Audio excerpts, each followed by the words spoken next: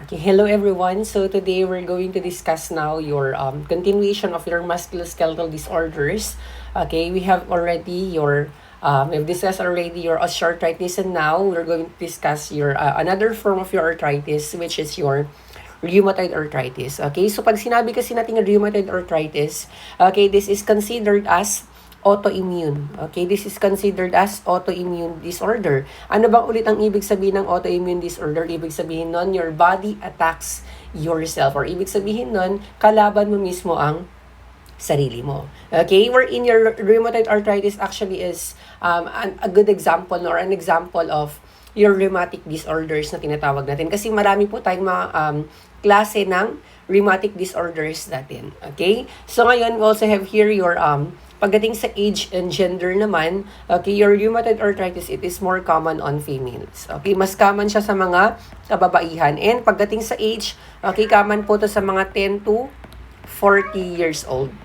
Okay, 10 to 40 years old and above. Kaya, bakit kaya sir, bakit po kaya may mga tinatamaan ng RA kahit bata, okay? Kasi meron tayong tinatawag na juvenile rheumatoid arthritis, which will be further discussed later on, okay?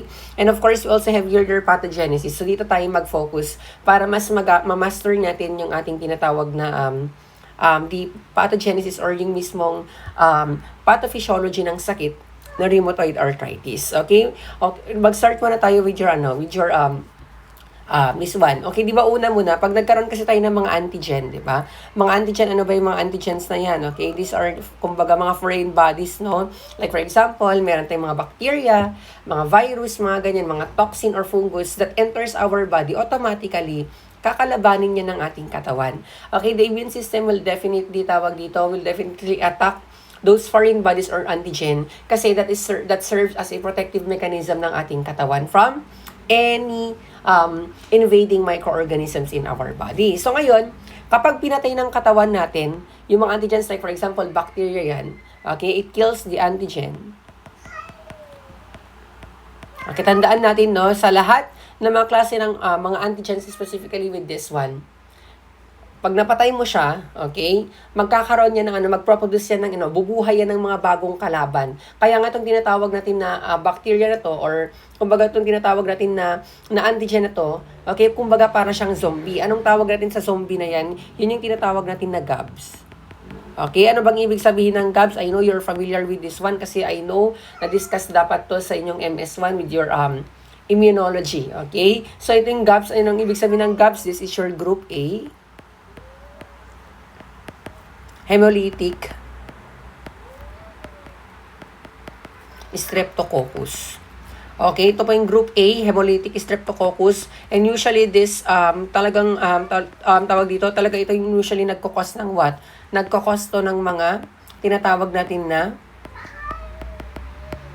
URTI. Okay, nang ibig sabihin ng URTI, this is your upper respiratory tract infection. And usually, ang GABs natin talaga, yan talaga yung main reason kung bakit ang isang tao is nagkakaroon ng sore throat. Okay, yan talaga yung reason kung bakit ang isang tao is nagkakaroon ng sore throat. Yan po yung tinatawag natin na GABs or your group A, hemolytic streptococcus. Ngayon, sabi nga natin kanina, no, kahit mapatay ito ng ating mga antibodies, okay, actually, meron tayong time frame dito, dapat kailangan nyo mapatay within 3 days. Although, kahit mapatay mo yan within 3 days, ang GABs na yan, magkakaroon yan or bubuhay yan ng bagong kalaban. Okay, ngayon bubuhay yan ng bagong kalaban, kaya nga siya tinatawag na kumbaga para siyang zombie. Okay, ngayon pag tawag dito, pag nakabuhay yan ng mga bagong kalaban, yung katawan natin magkakaroon ng tinatawag na magkakaroon siya ng immune complex reaction antigen. Okay, magkakaroon tayo ng immune complex reaction antigen or yung tinatawag sa other book na antigen antibody complexes.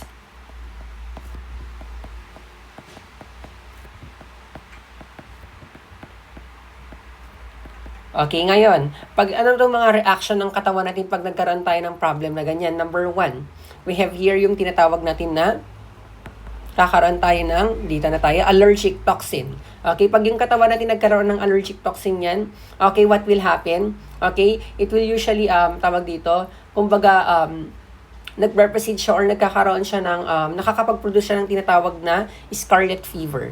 Okay, yung allergic toxin natin, pwede ka magkaroon ng scarlet fever. Okay, your scarlet fever, that's not common with us Filipinos. Okay, sa ibang race yan. And of course, meron tayong tinatawag na Kawasaki disease. Okay, meron tayong tinatawag na scarlet fever in your Kawasaki disease because of your reaction from that allergic toxin, because of your immune complex reaction antigen or your antigen antibody complexes. So, itong scarlet fever natin together with your Kawasaki, actually, halos pareho sila ng pathognomonic sign, no? Okay, pag sinabi kasi nating pathognomonic, yun yung parang natatanging sign na makikita mo lamang sa isang sakit. Sa scarlet fever, magkakaroon sila yan ng tinatawag na raspberry tongue. Okay, yung dila nila parang raspberry itsura. And then pag Kawasaki naman, that is your strawberry tongue naman yan. Okay? So, aside from that one, pwede rin silang magkaroon ng tinatawag na anti-glomerular basement membrane. Okay, yung mga antigen na yan, we have your anti-glomerular basement membrane, wherein itong antigen na to, anong ginagawa niya? Usually, ang tina-target niya talaga is your glomerulus. Okay, your glomerulus, di ba yung glomerulus natin, part yan sa ating tinatawag na sa may renal system natin. Okay, wherein, ang gagawin niya, pag for example, inatake niya yung glomerulus natin, nagkakaroon ng inflammation.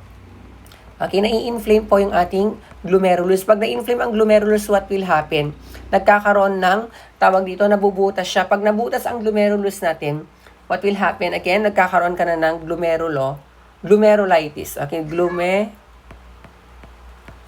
na tinatawag. And after that one, pag nagkaroon ka ng glomerulitis, pag nabutas yan, definitely, di ba ang ginagawa niyan is parang sinasala niya yung mga proteins natin. Pag hindi, ang tawag dito, pag ang nangyari with your glomerulitis, nakakatakas yung protein natin, nakakalabas sila. And pag nakalabas yung mga, what will happen?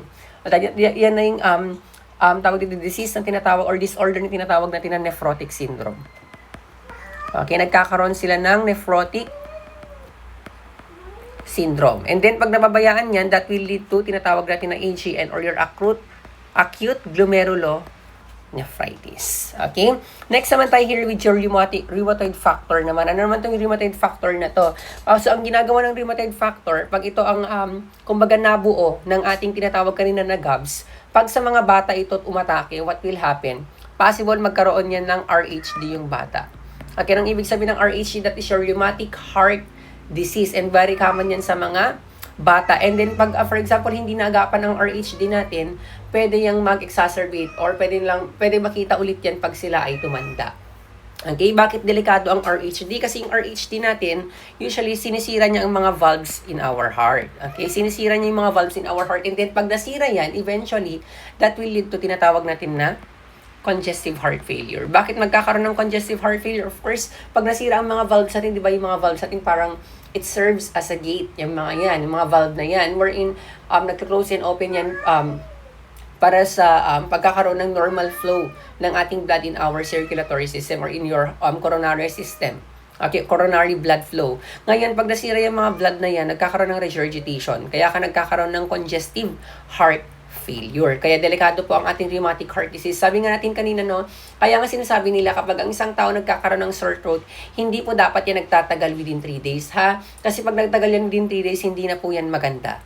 Lahat ng klase ng sore throat. Kasi sabi natin, ano ba usually nagkukos ng sore throat natin? We have your GABs or your group A hemolytic streptococcus. Okay? Aside from that one, pag yung isang tawag dito, sabi natin kanina, bakit 10 to 40 years old yung age, okay, ng mga client or patient natin na nagkakaroon ng rheumatoid arthritis is because, tawag dito, ang rheumatoid factor pwede siyang mag-cause ng tinatawag na juvenile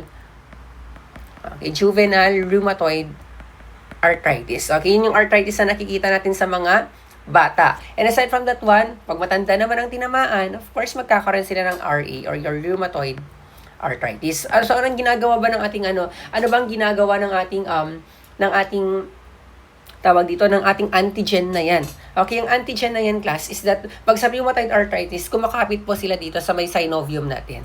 Okay, dito sa may synovium natin or sa may synovial membrane natin. Kumakapit po dyan yung tinatawag natin na antigen na nabuo ng ating GABs. Okay, kaya nagkakaroon ng inflammation, then that will lead to your rheumatoid arthritis. And tandaan natin, no, lahat ng mga to kanina, ng mga na-discuss ni Sir dito, they are under yung tinatawag natin na rheumatoid disorders. Di ba marami siyang na-produce na mga sakit, di ba? From that simple antigen, okay, immune complex reaction antigen or your antigen antibody complexes, nagkakaroon ka ng allergic toxin. Wherein, pag nagkaroon ng allergic toxin, what will happen? It will produce yung tinatawag natin na scarlet fever and your Kawasaki diseases. Aside from that one, we have your antiglomerular basement membrane wherein ang ginagawa niya is inaatake niya ang ating glomerulus that will lead to inflammation of your glomerulus wherein that will lead to nephrotic syndrome. And pag napabayaan yan, magiging acute glomerulonephritis yan. And of course, kapag mga rheumatoid factor naman ang kumapit sa atin, anong ginagawa ng ating ng mga rheumatoid factor na yan? Kapag bata ang tinamaan, what will happen? Pwede niyang tamaan ang ating mga valves in our heart. Yun yung tinatawag natin na rheumatoid heart disease. And that will eventually lead to complication tinatawag natin na congestive heart failure. And of course, aside from that one, pagbata rin ang kinapitan ng ating rheumatoid factor sa kanyang synovium, of course, magkakaroon sila ng tinatawag na juvenile rheumatoid arthritis. Kapag sa matanda naman, yan yung tinatawag natin na rheumatoid arthritis. And tandaan natin lahat ng mga rheumatic disorders na to, meron silang very common na symptom. Meron tayong tinatawag na rheumatic fever. Okay, ano bang characteristics ng rheumatic fever na yan? Okay, kumbaga ito ay nagkakaroon sila ng tinatawag na low-grade fever. Okay, yan po yung ating rheumatic disorders natin. Bakit kailangang aralin natin yung pathogenesis ng mga rheumatic disorder? It's because they are interconnected with each other. Okay? So yan, dito tayo sa ating stages naman. Stages ng ating tinatawag na of your RA or your rheumatoid arthritis. Una muna is nagkakaroon ng synovitis. Di ba sabi nga natin kanina, no? Kapag kinapitan, for example, ito yung mga rheumatoid factors natin, yung mga star na yan, kapag kumapit po sila dito sa ating synovium, what will happen? Nagkakaroon po ng inflammation. Okay? Nagkakos po siya ng inflammation in your synovial or in your synovial membrane or in your synovia or synovium natin. Di ba sabi natin yung synovium natin, that produces your synovial fluid. Okay, ngayon, of course, as part of the defense mechanism or protective mechanism ng katawan, pag nakadetermine yung ating katawan or your immune system na mga foreign bodies or antigens, okay, that are not familiar with them, definitely they are going to attack that one. Okay, aatakihin po niya yung itong mga rheumatoid factor na to. Ngayon, pag inatake niya po yung mga rheumatoid factor natin, di ba sabi natin nagkaroon ng inflammation. Okay, pag inatake niya po yung ating mga tinatawag na rheumatoid factor, what will happen? Okay, ano ba yung gagamitin ng ating katawan? Of course, it's your WBC. Okay, your WBC will going to attack your tinatawag natin na mga rheumatoid factor natin.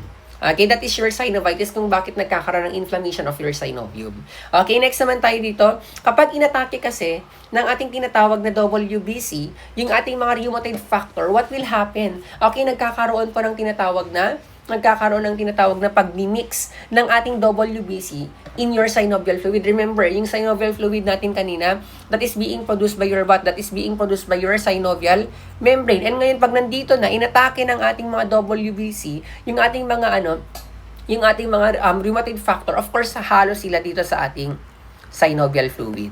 Okay, hahalo yung WBC natin in your synovial fluid. And yan na po yung tinatawag natin na pannus formation. Kapag nag-mix po, okay, sulat natin nag-mix po yung ating WBC plus your synovial fluid. And ngayon, kapag nag-mix po kasi yung ating WBC with your synovial fluid, definitely, sabi natin before that in your physiology of your joints, no? Sabi natin that your synovial fluid dapat ang characteristic niya is clearer, dapat yan.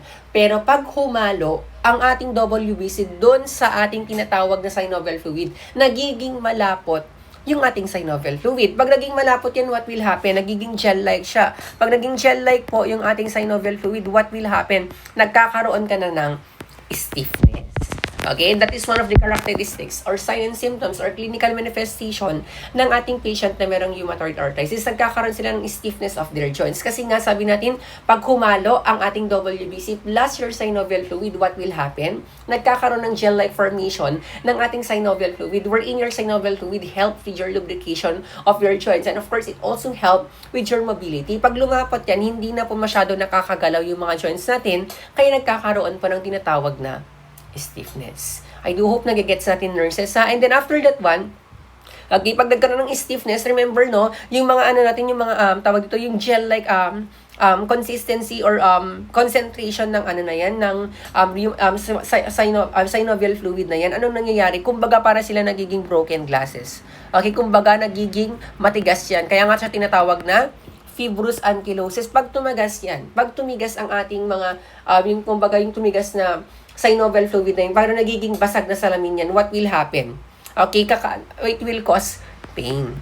Okay, kasi nga pag yan kumapit sa ating mga joints, makikita natin dito sa illustration, di ba? Ito na yung panos natin, di ba? And then nagkaroon na siya ng mga fibrous ankylosis para nagkaroon ng tinatawag na deterioration or nagkaroon ng tawag dito, nasira yung ating original or normal na itsura ng ating cartilage or ng ating bone dapat. Okay, kaya nagiging parang fibrous, nagkakaroon siya ng fibrous ankylosis or parang basag na salamin yan. Pag dumikit yan, okay, pag dumikit yan or tumama yan sa ating tinatawag na pag kumapit yan sa joints natin, of course, nagkukos yan ng pain. And after that one, ang nangyayari dyan, pag napabayaan yan, that will lead to your tinatawag na bony ankylosis. And pag yung bony ankylosis ay yung tinatawag natin na mga sharp edges natin. Yung tinuro kanina ni Sir, ito siya, okay? Ito na yung mga sharp edges natin. Di ba makikita natin nagkaroon ng pagkasira ng ating joints, okay? Nagkakaroon siya ng sharp edges na tinatawag natin. Pag nagkaroon kasi ng sharp edges, what will happen? And pag yan, okay, balik natin, sorry. Pag yan tumama dun sa mga surrounding tissues natin, okay? Pag yan tumama sa mga surrounding tissues natin, what will happen?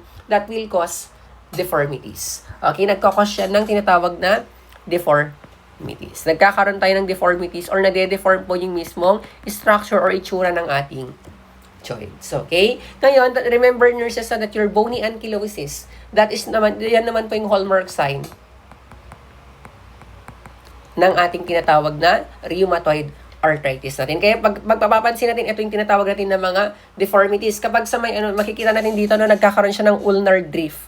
Okay? Yung ulnar deviation of your metacarpophalangeal joints. At nagkakaroon siya ng ulnar drift, okay? And then pag sa naman, sa may fingers naman po natin, nagkakaroon siya ng swan neck. Kumbaga, di ba yung ulo ng swan is parang paganyan siya.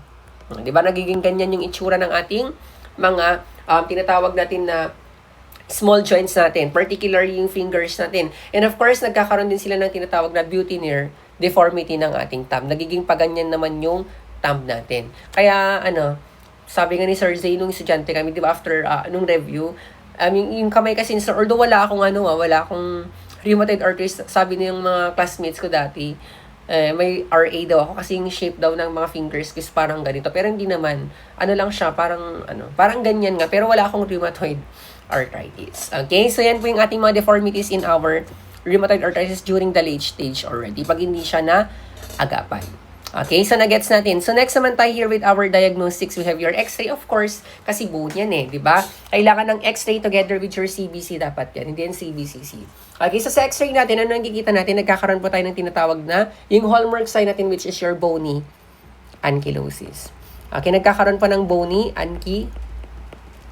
Aside from that one, pagdating naman sa CBC natin, sabi natin, your rheumatoid disorders, they could actually potentially nagko-cause talaga sila ng systemic problem, Okay, kaya yung pagdating sa ating tawag dito, pagdating sa ating CBC, ano makikita natin diyan, nagdi-decrease ang WBC.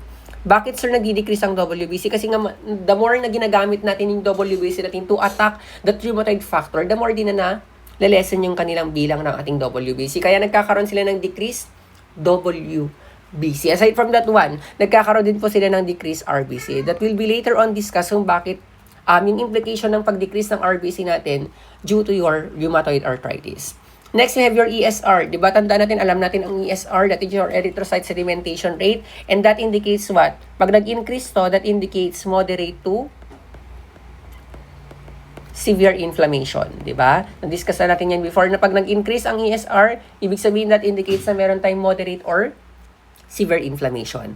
Next, we also have your, dito tayo medyo mas na tayo dito. We have your, kumbaga mas definitive na itong mga to. We have your anti-streptolysin O titer. Okay? Sa mga merong rheumatoid arthritis, nag-i-increase po ang kanilang ASO-T, okay? Or your anti-streptolysin O titer, wherein, ano ba ang ginagawa ng ASO-T na to or your ASOT na to?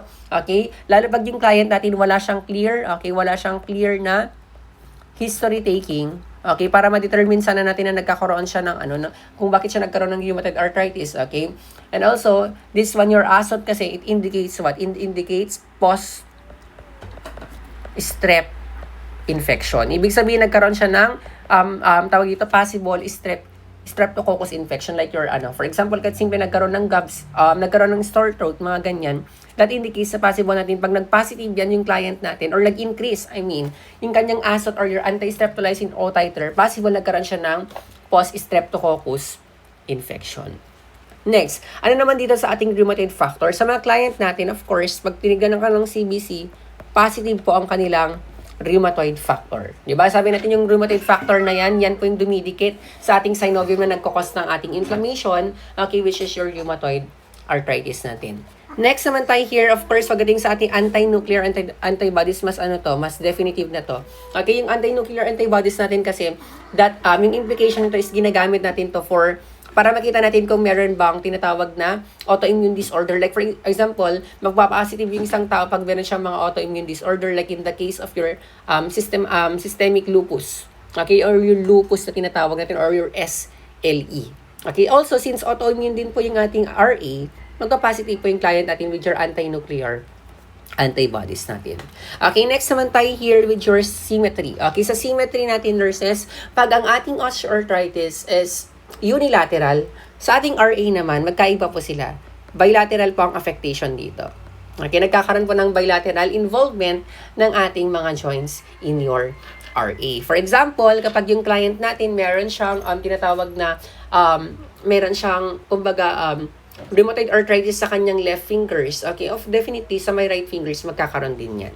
Okay, na first pagdating sa involvement natin, okay, making it as your most dangerous form of your arthritis is your RA. It's because ang involvement mo kasi ng ating RA is that systemic po siya. Okay, but before that one, dito muna tayo sa symmetry, nakalimutan ko, no? Sa symmetry kasi, nurses, tandaan natin, no? Nasabi ko na pala kanina. Okay, in your symmetry, usually, okay, ang inaapektuhan po kasi talaga ng ating rheumatoid arthritis are your small joints. Okay? Although lahat ng joints natin pwedeng magkaroon ng RA, but usually, pinakakaman kasi na naapektuhan are your small joints natin. Particularly, sabi ko nga kanina, your fingers. Okay? So, next slide dito. Ngayon, sa involvement, sabi natin, making it as your most dangerous form of your tinatawag natin na tinatawag natin na form of your arthritis, your rheumatoid arthritis. Bakit? Meron po siyang systemic involvement. Okay? Kasi tandaan natin, pag nagkaroon kasi ng systemic involvement, what will happen? Delikado po yan kasi nga, pwede siyang magkaroon ng mga, or mag-cause ng mga syndromes na tinatawag natin. Number 1 na syndrome, we have your Sjogren syndrome. Anong ibig sabihin ng Sjogren syndrome? Nagkakaroon po tayo ng excessive drying. Okay, nagkakos po siya ng excessive dryness in some parts of our body. Wherein, ano ba yung mga naapektuhan ng tinatawag natin na Sjogren syndrome na nagkakaroon ng excessive dryness? Number 1, we have your mouth. Okay, pag nagkaroon ng dryness in your mouth, what will happen? Magkaroon ka ng stomatitis. Next naman tayo here, aside from your mouth, we have your eyes as well. Pag sa eyes naman, pwede ka magkaroon ng conjunctivitis. And of course, in your vagina, okay, pwedeng maapektuhan kasi ng Sjogren syndrome na yan. Pag nagkaroon ka kasi ng vagina, pag masyadong dry yung vagina mo, hindi ka nagkakaroon ng vaginitis, nagkakaroon ka ng possible UTI or urinary tract infection. Okay? So, tandaan natin, pag nagkaroon kasi ng excessive dryness yung ating body, what will happen? Pwede ka magkaroon ng tinatawag na mga localized infection. Kaya nga nagkakaroon ka ng stomatitis, nagkakaroon ka ng conjunctivitis, and possible magkaroon ka din ng tinatawag na urinary tract infection. So that is your Sjogren syndrome. So next naman tayo, another syndrome na pwedeng tawag dito, i-cause ng ating tinatawag na tinatawag natin na RA na yan because of its systemic involvement. Pwede ka magkaroon ng Feltis syndrome. Ano naman ang ibig sabihin ng Feltis syndrome? Nakikita natin dito, it can cause possible splenomegaly. Ano ba ang nangyayari pag meron kang splenomegaly? Lumalaki, okay? Nagkakaroon ng abnormal enlargement of your splenomegaly. And pag lumaki yan, possible, pwede niya maapektuhan yung count ng ating RBC. That's why yung implication, sabi natin kanina, na bakit sa CBC ng client na merong RAs, nagkakaroon ng tinatawag na decrease in the red blood cells because of the implication that your splenomegaly can cause decrease RBC. Kasi nga sabi natin kanina, systemic involvement po ang ating rheumatoid arthritis natin. Next naman, ay, bakit siya dyan sinulat? Okay, sorry. Wait lang, erase lang natin siya.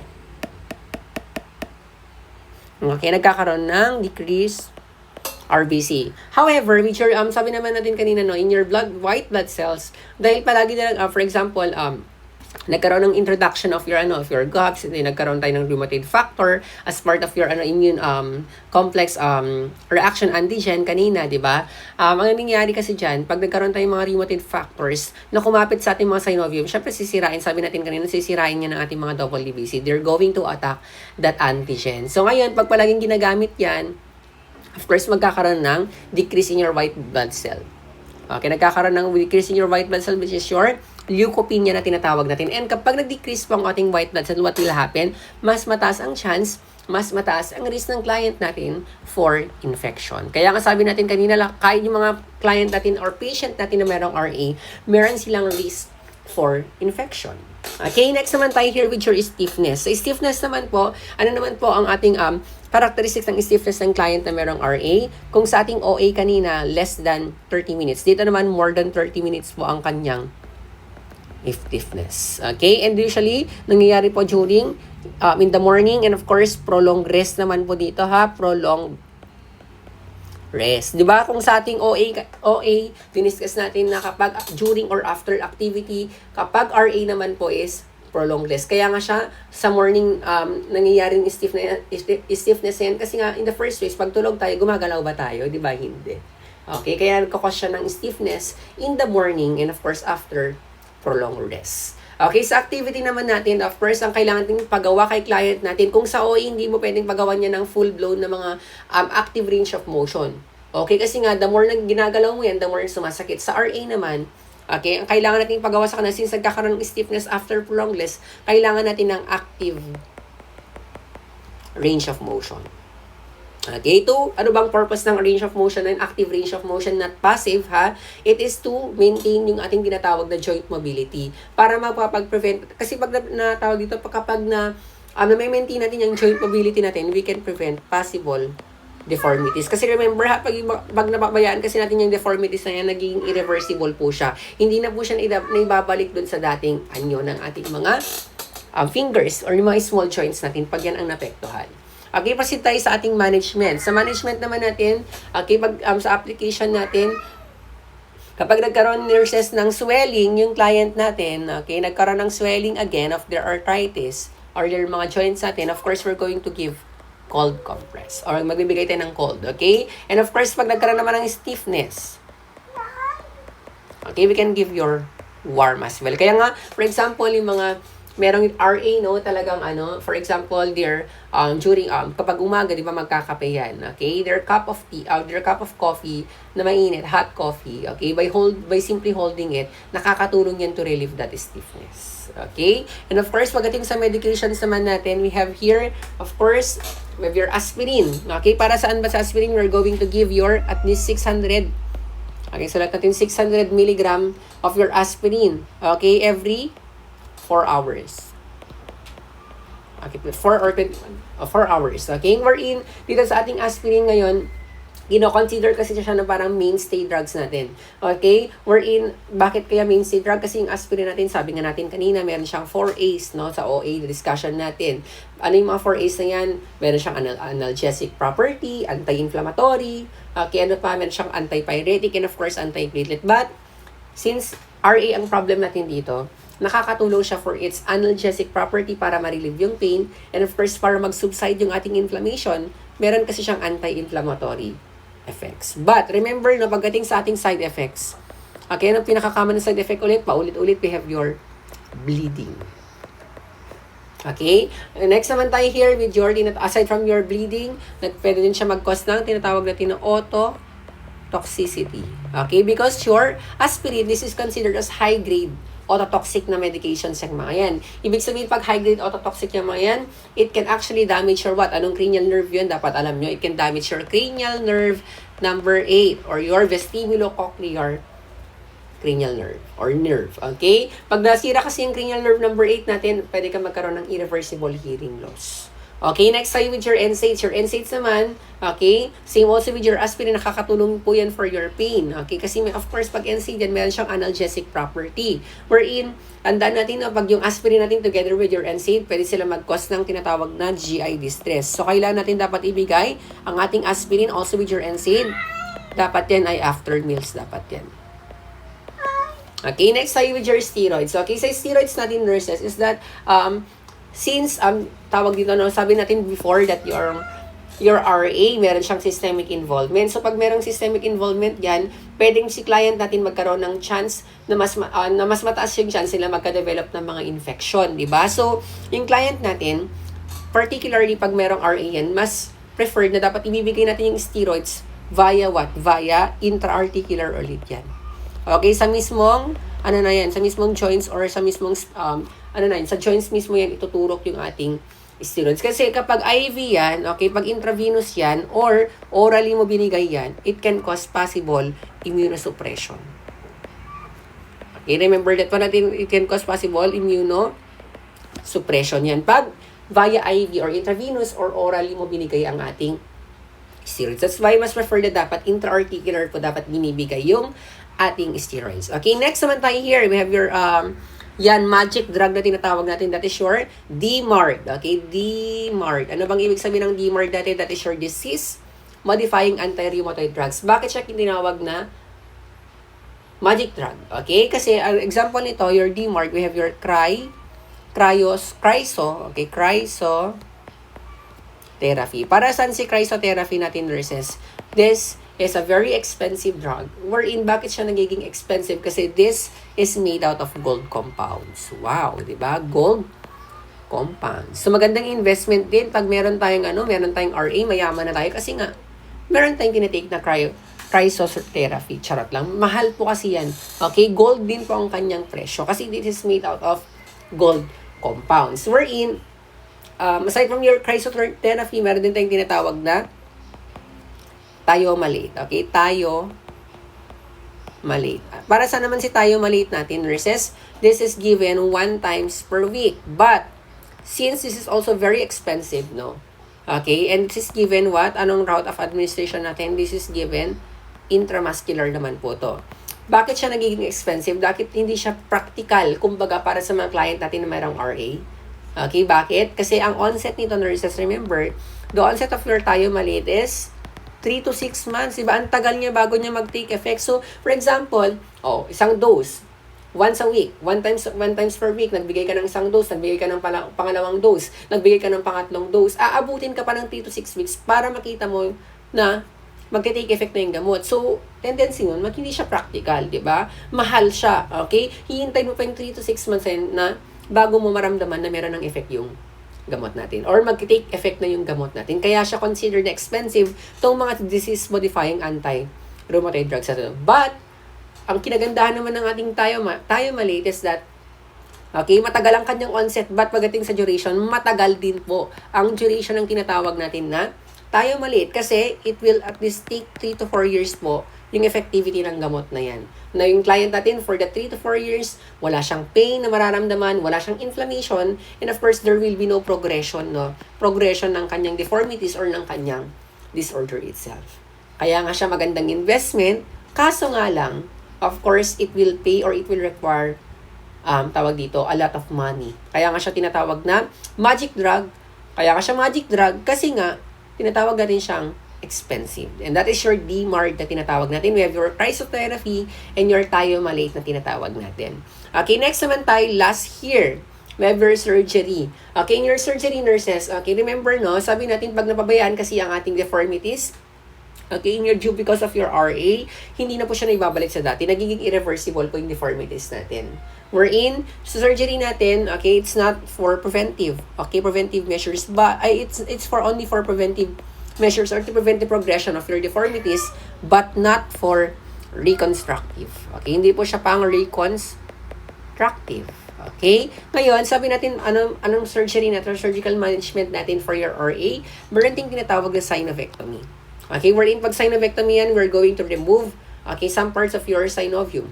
Okay, wherein mag-i-inject po tayo or mag-i-introduce po tayo ng silicone oil. Okay? Wherein yung silicone oil natin, alam naman natin ang silicone oil, okay, para matulungan pa natin to mobilize your joint. Yan, yun po yung purpose ng ating synovectomy. Papalitan natin yung ating na nagproproduce ng ating synovial fluid ng silicone oil, wherein para matulungan po natin yan for mobilization ng ating joints. Para maigalaw po natin yung mga joints natin. But, same also with yung mga other forms ng oil natin, nasisira po kasi yan, no? Or kumbaga parang naninigas yan. So, ang kailangan is every time, dapat kailangan palitan yung ating silicone oil. Okay, di ba? Parang hindi lang sa motor ang pag-change oil, kundi pati rin sa mga client natin na merong rheumatoid arthritis. Okay, so that ends our discussion for your rheumatoid arthritis.